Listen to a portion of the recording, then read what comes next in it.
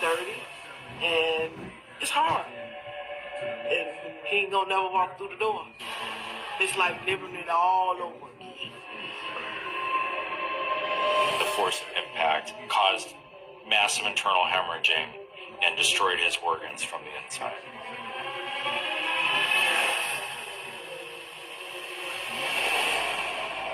Actions taken sometimes end up being a cycle. I do something to you, now you're going to do something to me. I believe that she put all the anger from every fight that her son ever had in his life, or every time he got beat up, into one person. The cost of revenge in this case, I think, is beyond reckoning.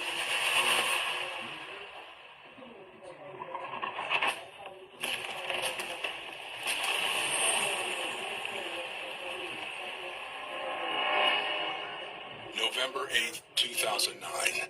At 4 p.m., police in Elgin, Illinois, received multiple emergency calls from an apartment complex. Our shift had just started, and the first of a series of 911 calls came in related to a hit and run involving a child. At least initially, that's how it was described. Callers were frantically seeking help for a teenage boy who had been struck by a vehicle in the parking lot. Dispatchers can hear the chaos and commotion going on, and they immediately send emergency vehicles to the scene. When they arrive, they find a young man lying on the ground, covered in blood. There was at least 10 people, if not more, around the victim, screaming, yelling, trying to talk to the officers. And as the officers got there, they had to try to make sense of what happened, who did this, and get as much of this information out as fast as possible while also rendering any kind of first aid and help to the victim. Residents identified the victim as 17-year-old John Keys, who lives in the building with his mother.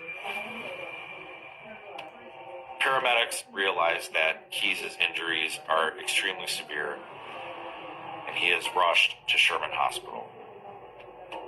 Massive amount of damages to the inside of his body, to his organs, to his spine, to his pelvis area. The severity of the impact becomes immediately clear. There's tire marks that are leading toward the point of impact.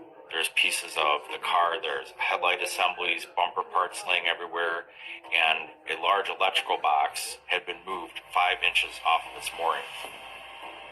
Considering that the damage that was done on the building and the serious injuries suffered by the victim, you're talking a car maybe going 20, 30 miles an hour. It's pretty obvious that Keys was struck with a tremendous amount of force.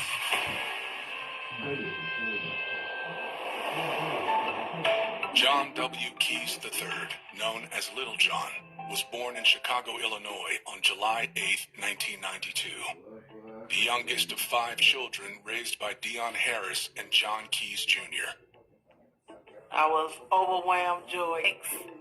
John was probably 10, 11 months at the time, and we were playing hide and go seek, and I tried to hide from the seeker, and I jumped on John, and I broke his leg. So he was crawling around with the cast on his first birthday. He used to drag that leg and go everywhere he needed to go, stairs and all. It did not stop him. Always running, always smiling. That's just how he was. He was my boy. I just let him have his way. Whatever he wanted to do, whatever he wanted to go, he always got to do that. I'm going to say that he was spoiled. He got more. So he had his own room and his own space and his own toys. Little John's parents had been high school sweethearts, but after 16 years together, they'd begun to grow apart. We was happy for a long time, but John's was out in the street a lot, so I wasn't happy with that. I was a lot better father than I was husband, unfortunately. Between the womanizing and the running the street and stuff like that, she just pretty much got tired of it. They eventually separated, and Dion took the children to live in nearby Elgin, Illinois. She officially filed for divorce in 2000. I think Lil John was around 8 or 9 when she and I split up. Kind of hit him hard. I felt like he was a little bit more hurt because he was the only boy and my dad was the only other man in the house. So when he left, he was like, I'm the man of the house. He didn't want to be like our little brother anymore. He just wants to be himself. For Little John, being himself meant following in his father's footsteps. He was always with me every other weekend. We had our classes here and there, but that was my best friend in the world. Me and Lil John was 2 peas in a pod. When he started getting like to 7th grade, he started getting interested in young ladies. But I used to tell him that comes with a job. You're not old enough right now. I told him how you have a girlfriend, you can't buy nothing or do anything for. He like, well, I'm gonna get a job and I'm gonna help you around the house. You can pay me to get something, to get a gift. He was a hustler. He knew how to get money. He would rake lawns and shovel snow and things like that. He's a hustler. He's getting money and he's doing it the right way.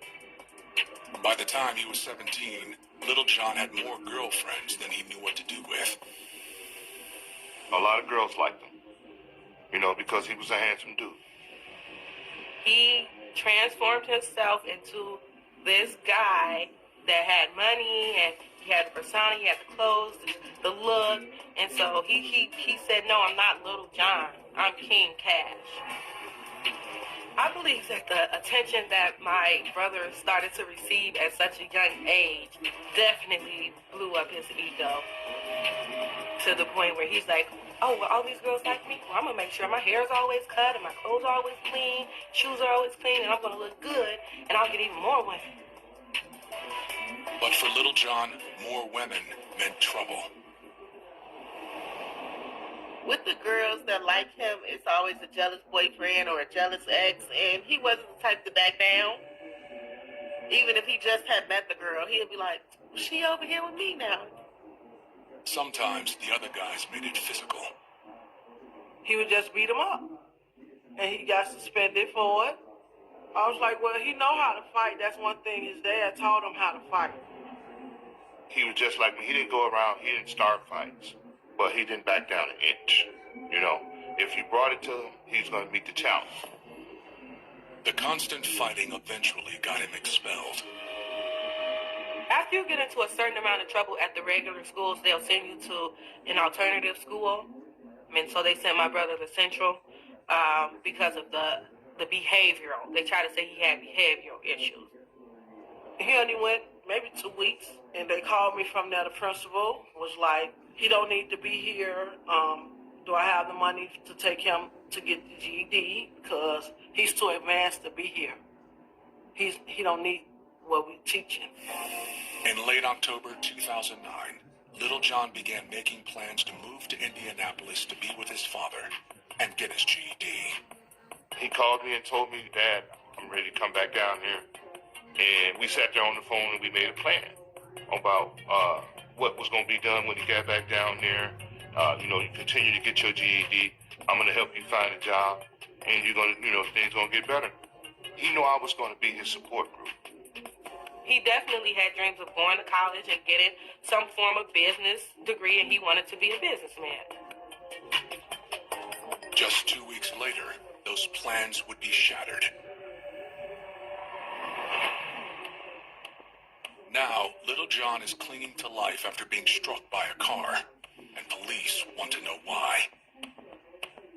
The witnesses are in shock, and the police officers have to try to gather more information so that we can find out who did this.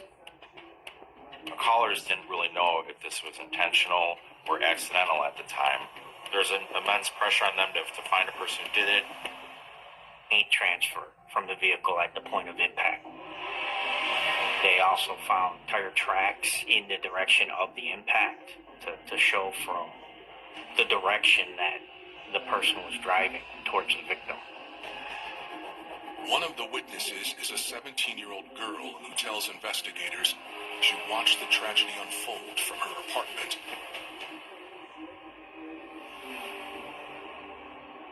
was unseasonably warm and the window was open at the time. The girls saw John Keys, also known as Little John, down in the parking lot. She said that she had called out to him. He didn't hear her, but she continued to look out the window, and at that time she had observed a blue vehicle entering the area, and the vehicle proceeds right at Little John. The blue car proceeds to jump a curb, hits Keys from behind, and sends him flying face and chest first into this electrical box and into the side of the apartment building. And according to the witness, it quickly became clear it wasn't an accident. The girl says the blue car backs up, and as Keys crumples to the ground, another green vehicle pulls up. She sees a woman get out of the blue car, but instead of going to check on Keys to make sure he's okay, she says, "Y'all mess him up," or something to that effect. At this point, men get out of the green vehicle, one of them carrying a baseball bat. The girl says one of the men went up to Keys, struck him on the head, and said, "Talk trash now." The witness says when it was over, the assailants fled.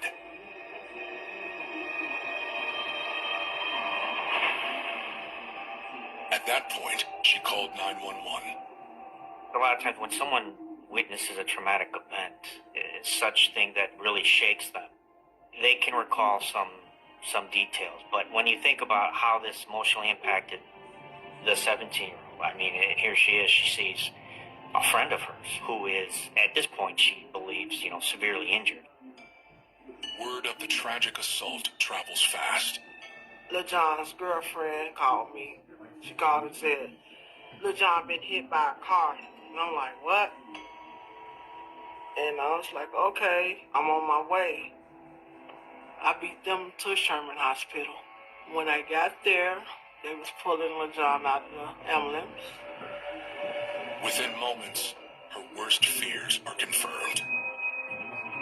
I knew there was no life in him. My mind went blank. I couldn't think.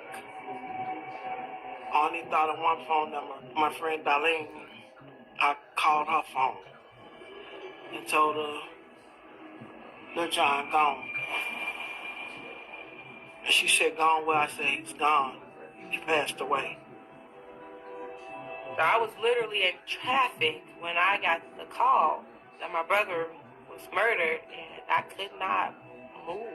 I physically was stuck in Chicago traffic, and there was nothing that I could do but scream, scream, yell, cry. And my aunt's right there, and I could tell she was trying to be like strong, but she was crying too. Little John's family gathers at the hospital.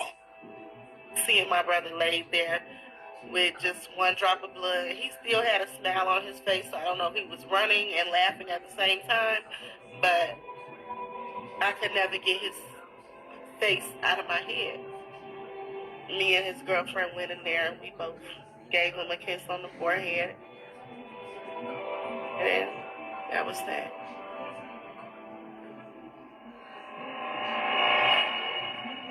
Authorities are now investigating a homicide, and Little John's friends think they know one of the people responsible. Detectives continued their neighborhood canvass, and they were able to determine that McCormick Binion did, in fact, hit John Keys with the baseball bat. Another witness recognized the young man with the baseball bat. John Keys was run over and beaten to death. A witness thinks she can identify one of the suspects involved. 16-year-old LaCorbic Binion. LaCorbic Binion is another student at Larkin. We went to school together. Prior to everything that happened with my brother, he was okay. He was cool. We would speak in the hallway. He wasn't as outgoing as my brother, who would go talk to anybody and try to get any girl. I do not believe that they knew each other. Never hung out. Didn't run in the same crowd. According to the witness, Little Little John and LaCorbett crossed paths at the same party the night before. It didn't go well. The story that I got from my brother Lil John's girlfriend was that my brother was dancing with a girl, and the girl was LaCorbett's girlfriend. And LaCorbett did not like that, and so he pushed my brother. My brother reacted and hit him in the face. And when my son caught his balance, he walked up to him and hit him across the eye, and his eye started bleeding. And he was like, "Your girl asked to dance with me. What you pushing me for?" But when my son seen the blood, they say he took off running because there was so much blood, it scared him. He wasn't trying to beat him or hurt him too bad. He pushed him, he hit him once, and that was that. When investigators speak to Little John's family, they confirm the story. They say at the time, it didn't seem like anything to be concerned about. 11 or 12 at night, he was like, "Sis, they kicked me out the party." And I was like, "For what?" And he was like, "Cause I was dancing with this dude's girlfriend, and he pushed me, so I hit him." And I was like, "You okay?" And he was just like, "Yeah, I'm good."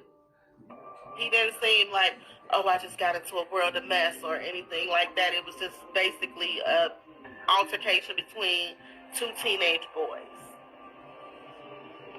I just heard that he was at the party and the girl was dancing on him. The next day, he's dead. If LaCorbett was the one with the bat, police need to find him, the others in the green car with him, and the driver of the blue car that hit Little John. Soon, Sergeant Trost's keen eye gives them their next good lead. I was sitting at the Price Right liquor store gas station, and as I'm sitting there watching traffic going westbound, I heard this thump, thump, thump, which sounded to me like a flat tire, and I see his older vehicle pulls right into the gas station. The car is a blue 1991 Chrysler Imperial, and the damage to its front end immediately makes Sergeant Trost suspicious. And I observed three people standing at the driver's side door of this vehicle. An older female, a younger female, and then a male juvenile. All three of them, I knew right away they had been through some sort of trauma at that point. I just didn't know exactly what it was. Now they start walking away. Instead of going into the gas station or even approaching me if they had a problem, they start walking away from me. And I exit my vehicle and I get out and I say that, hey, we just had a report of an accident up the street and I'd like to, talk to you. The other younger woman, probably about 19 or so, appeared to have some kind of injuries, some facial injuries. So I requested an ambulance. While they await the paramedics, Trost spots a harrowing detail on the car. According to witnesses, two vehicles were involved in the hit-and-run murder of Little John Keyes. The blue car that ran him over, and a green car carrying 16-year-old LaCorbett Binion, the boy who allegedly beat him. Police are still looking for LaCorbett. But after a traffic stop, the driver of the blue car has made a spontaneous confession. With her comment to me, now I know that this changed more from just an initial stop to an actual criminal investigation that, can be quite serious. Because if I were to continue questioning her, I would have to ensure that I Mirandized her. So at this point, I didn't ask any questions of her. And I requested for an additional unit. Wherever there's a murder investigation in Illinois, you have to have a videotaped interrogation of the murder suspect. It has to be videotaped. So, they needed to bring her back to the station to get her on tape, basically. That doesn't stop the suspect from talking, however. She identifies herself as 33-year-old Tamara Branch. She had overheard the radio content of having a show up witnesses come see the vehicle, etc. And she made a statement to the effect of, there's no reason for that. And again stated, I hit that boy, and we'll let the judge sort it out. Detectives looked into her background and history, and they didn't find that much. She was a mother of 3, lived in nearby Streamwood, and worked at a large department store. The only thing she had on her record were minor traffic offenses. There was no violence in her background. It's what makes the investigation even more difficult, trying to understand why someone's going to do something like this. Still not in the recorded interrogation, she offers a direct explanation. She readily admitted that she ran down little John because her son, LaCorbic Binion, had been bullied by him. Tamara told police officers that she believed that her son, LaCorbic, had been picked on and bullied at school. I think that she went after John Keys in an effort to pay him back for what he had done to her son LaCorbic the night before. And she was going to teach LaCorbic a lesson and how to stand up for himself. And she even asked at one point, "What would you do?" But as questioning heats up, she delivers a wildly abrupt change to her story. After police began asking her questions about her front end damage, she claimed that it was from a previous incident. Police also questioned her about whether or not she knew John Keys. She said she didn't. She also said that she was just in the area meeting somebody and had no idea where the blood came from on her front bumper. In essence, she denied absolutely everything in the taped interview. She denied the incident between her son and Little John that had occurred the night before also. Watching the video of her in Elgin police custody, you could look at her and tell that she was making up stories. Oh, my car had already had an accident, and it just stopped right there, so I was just gonna walk and leave it and go get somebody to help me come back and get it. She lied continuously, didn't drop a tear, no remorse, no nothing. She probably realized how serious it was and began to try to minimize her role in the entire situation, just as a defense mechanism. But the physical evidence, the witnesses, everything was there. Police arrest Tamara and charge her with first-degree murder. But without her confession, they'll need more to prove she did it. Police at this point are just trying to shore up their evidence. But there's, plenty of other eyewitnesses and physical evidence, that's readily available. Tamara's son, LaCorbic, is still nowhere to be found. The next day, on November 8th, investigators track down his girlfriend to see what she can tell them. When they get to the girl's house, they're met by her father instead. He assures them she had nothing to do with Little John's death. And the reason he knows is because he was in the green car.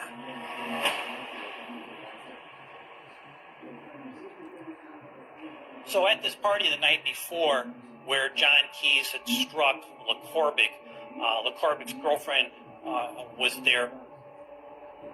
LaCorbic's girlfriend's parents got there, and the father ended up taking LaCorbic to the hospital. On the way to the hospital, he overheard a conversation between LaCorbic and Tamara. Tamara expressed frustration and anger. She stated that her son had been subject to continued bullying, and she felt that the time was now that he needed to stand up for himself against this. Tamara told LaCorbic, "I'm sick of you being a little B-word, and I'm going to teach you how to go in on somebody."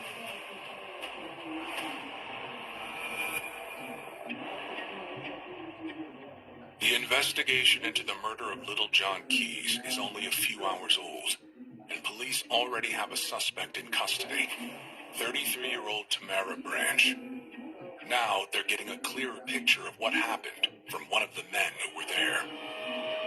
The father of Tamara's son's girlfriend stated Tamara was emotional, was upset, related to the fact that her son was being bullied and that this incident had occurred the night before where her son got injured by Little John.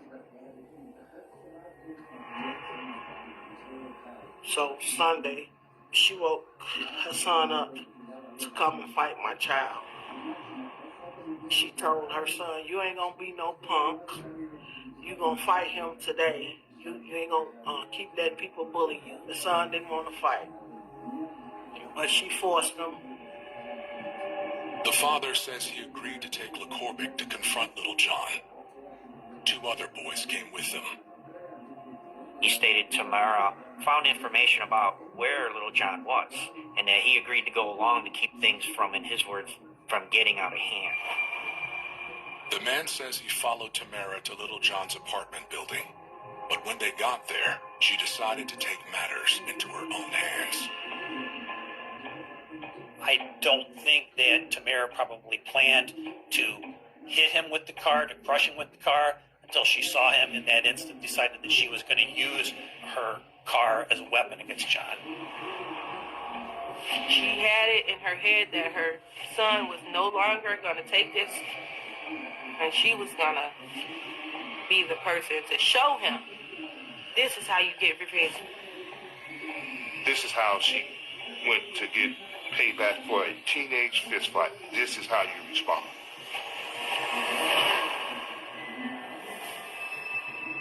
But Tamara still wasn't satisfied. With Little John unconscious and bleeding on the ground, she ordered her son to finish the job. Tamara's son exits the vehicle with the baseball bat, and at the direction of Tamara, proceeds to strike Little John, who was clearly severely injured, with the baseball bat several times. To hear that he got out afterwards to try to hit my brother's body, at that point, I was furious. Because I knew this kid, and it's like, you don't have the balls yourself, and you thought that that was the moment that you needed to get back at him when he was already hit by a car and possibly dead. After the incident, they immediately re-entered their vehicles and exited from the scene as fast as they could. An autopsy confirms investigators' suspicions. Little John could not have survived his injuries from the crash, no matter what happened afterwards.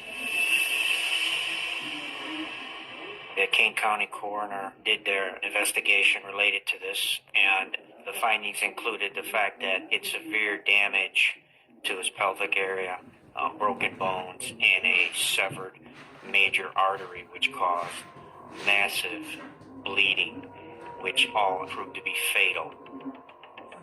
Regardless of what LeCorbic had done with the baseball bat at the scene, John Keyes was, for all intents and purposes, dead at the scene. He was not going to make it. So there was absolutely nothing that LeCorbic did that would have changed, that would have made it worse. Investigators are also able to obtain surveillance footage that shows the 2 vehicles leaving the scene. Tamara got back in her car, backed it up, drove out of the parking lot, and drove down the street about a block to this gas station convenience store, all the while leaving a trail of automobile fluid, oil, antifreeze, that sort of thing along the road. You can see the damage to the front of the car. You can see the damage to the tire and wheel well.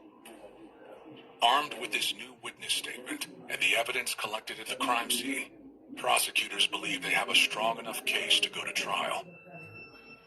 Given the information that's available, it's very reasonable to conclude that Tamara had sought out where Little John was, created a plan on how to deal with him, and set it into motion, which is, a cold and calculating conspiracy that she created here to go after this young boy. 4 months later, on March 23rd, 2010, a grand jury decides to indict LeCorbic Binion for first-degree murder. LeCorbic had gone with some family members down to Arkansas and was no longer in the Elgin area by the time we got around to charging him. He's arrested without incident in Arkansas and taken back to Illinois to face trial. There were witnesses who said that he got out of the car and he had a bat. There were witnesses who said he then took a couple of swings at Jonathan. You can't just be out doing vigilanteism. Should LaCorbic have been struck the night before? No. But there's ways that needs to be handled by the police, by the judicial system. You don't do payback on your own.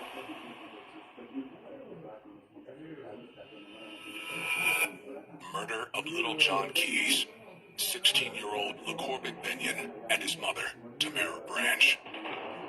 Witnesses say it was a coordinated act of revenge for a fist fight between the two boys. They said that the boy pushed him, and that's why he punched him.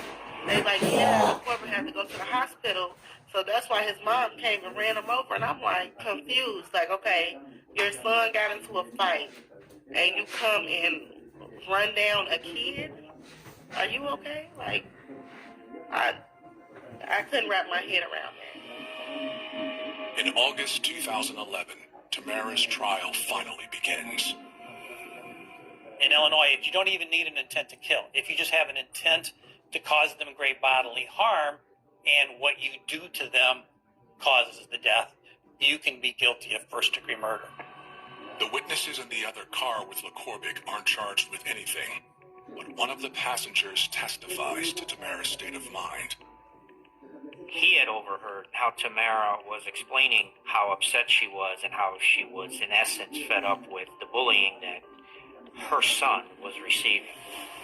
She put together a group to go after this person. And ultimately what happened is she committed murder. Tamara pleads not guilty, and in a surprising move, forgoes her right to a jury. Instead, she opts to leave her fate in the hands of the judge. I think the defense strategy was pretty clear. They opted for a bench trial before Judge Alan Anderson in King County, and their main thrust was arguing that Branch was, she was guilty. Not of first-degree murder, but of second-degree murder.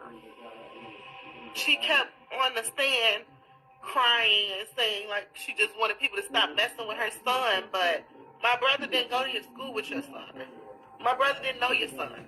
You know, so the fact that you're trying to play like, oh, I just wanted to protect him, like, get that out of here. Like, no, you were upset because he got beat up, and then you did what you wanted to do. But prosecutors aren't buying her story. It was clear to me that while she knew what she had done was wrong, that she did not want to accept legal responsibility for the acts that she had perpetrated upon John Keyes by killing him in such a brutal and heinous way. Second-degree murder is when you commit first-degree murder, but you do it under a sudden and intense passion. Her son having been punched is not a serious provocation under Illinois law. I believe that she put all the anger from every fight that her son ever had in his life, or every time he got beat up, into one person. And that just unfortunately happened to be my brother. On November 9th, 2011, the judge finds Tamara guilty and sentences her to 34 years in prison. I do not feel like that's justifiable. My brother could never come back. You know, he's gone for having a fight with your son.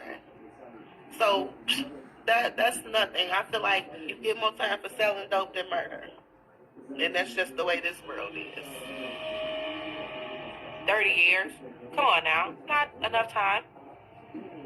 I believe they should have been 50 plus. Minimum 50. The following year, in May of 2012, Tamara's son LaCorbic decides not to go to trial. Instead, he pleads guilty to a reduced charge.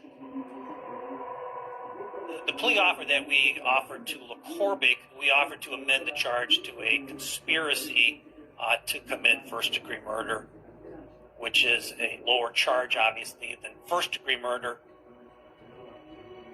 As I get older, I had to put myself in his shoes as a 16-year-old kid, and your mom is telling you, go, come on, go do it. I don't think I would have had the strength to deny my mom or tell her no.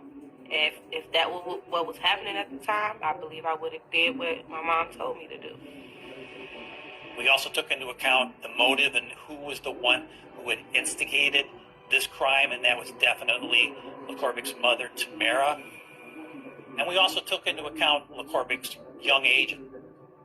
So he was not the one that was the principal. He was kind of being pushed into this and really kind of being bullied into it by his mother at that point in time. We offered him to be sentenced to 15 years in prison. He was required to serve 7.5 years of that. LaCorbic Binion was released after serving his sentence. I was scrolling through Facebook one day, and the people you may know, his picture, it just, the way it felt in my stomach, it just, like, I hurried up and blocked it so I could never see that again. Like, it just does something else to me that I didn't even know was there. Tamara Branch is serving out her sentence at the Logan Correctional Center in Lincoln, Illinois. She is eligible for parole in 2043 at the age of 71. As a parent myself, it hurts to see your child or your children suffer, and you want to protect them in any way you can, but cooler heads need to prevail, and violence does not solve anything, ever. There's a man upstairs called God that I lean on him every day. And I just ask for strength to get me through it, but I hurt every day. I miss my son. His birthday is about to come up, which he would be 30. And it's hard. Everybody loved Lil Jon, and it just really, really put a blackness in my heart that I had to deal with for the rest of my life. I think it's one of the stupidest things out here that a person can do, to go out there and seek revenge, because, well, number one, I'm a God-fearing man. The Lord says vengeance is mine. And number two, in my case, I got 4 daughters just to watch over. You know, they don't have a brother no more.